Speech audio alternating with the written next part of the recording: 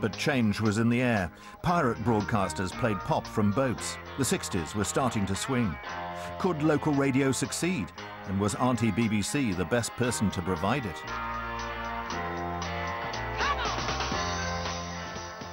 We hadn't had anything like this before. The only commercial model was either Radio Éireann or Radio Luxembourg. There'd been the Pirates, but this was nothing like the Pirates. This was somewhere between the very old Home Service and something sort of trying to talk in a local voice.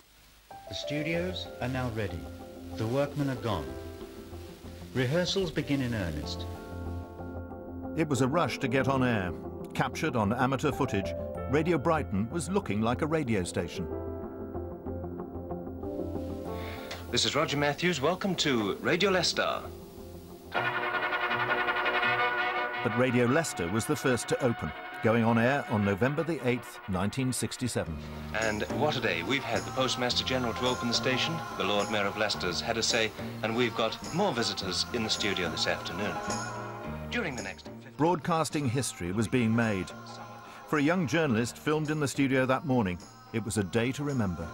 There I was, a nervous young man at the controls of the radio station that was the first to go on the air in the country. Well, I'll flash right round to my next request, which is from Julie Howard of 18 Foss Road, North Leicester. We don't know who was listening, but for a quarter of an hour we read out local news and traffic information and stuff like that. And then we went into The World at One on BBC Radio 4 and immediately heard ourselves coming back again because it was big, major national news. Britain's first experimental local radio station, Radio Leicester, went on the air about a quarter of an hour ago. The station's first news bulletin told of a telephone call saying a bomb was timed to go off in the station at 1 o'clock, but the station is in fact still on the air.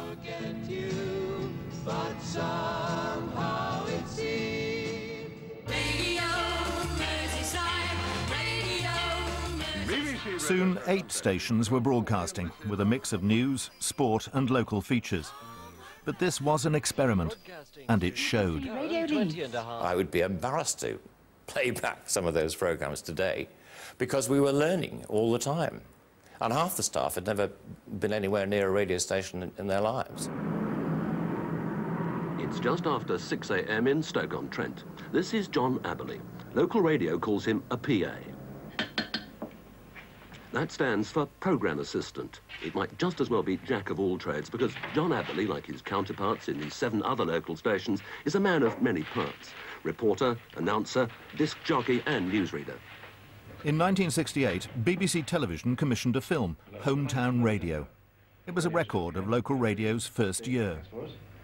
I think there was some sort of feeling in some quarters that it was all a bit toy town, if that's the word. And it was staffed by people who'd never worked in broadcasting at the lower levels. And there was I won't call it resentment, a misunderstanding, I think, is probably the better word, about what it was going to achieve and how it was going to achieve it. Can you get down there in about 5 minutes? He's got that councillor. Great, thanks. There is a divided opinion as to whether sodium fluoride should be introduced into the water. Filming in the Midlands, Beasley found that the new arrivals on the airwaves were getting a mixed welcome. I know it takes all sorts to make a world and everybody has their own choice of music, but I prefer the middle-of-the-road stuff, really. I think it's very good because it gives you information on what's happening and where you can go to be entertained, and gives you the local news. Not as good as Radio 1. No records on it, is there? Nothing wrong with it as far as I'm concerned. I just don't want it. We've got a record coming up right now, which is recorded by a gentleman called Kevin King Lear. I never knew that King Lear's first name was Kevin. You learn everything here, don't you? But through the lens, it looked impressive. I'd been used to scripted programmes, and all of a sudden you watch these people at work and they were talking off the top of their head. They were doing things which hadn't been rehearsed, for example, and all very much more informal than the broadcasting that I'd been used to before, but very attractive in the sense that it was so easy and responded to events much more quickly. Lord Lieutenant, may I invite you, please, to make a presentation to Chief Fire Officer. Beasley's film showed council meetings being recorded for broadcast. It wasn't obvious entertainment, but the councils, of course, were paying for this experiment. One young politician saw an opportunity. I literally appeared, I think, within a week of the local radio station setting up in 1967. I rang up the local radio station, and of course, in those days, they were desperate to have anybody on. So even though I was unknown, unheard, untutored, they were quite willing to let me have a go. Councils expected airtime, and the relationship with local newspapers was becoming uneasy. It was now vital that local radio got the right kind of publicity.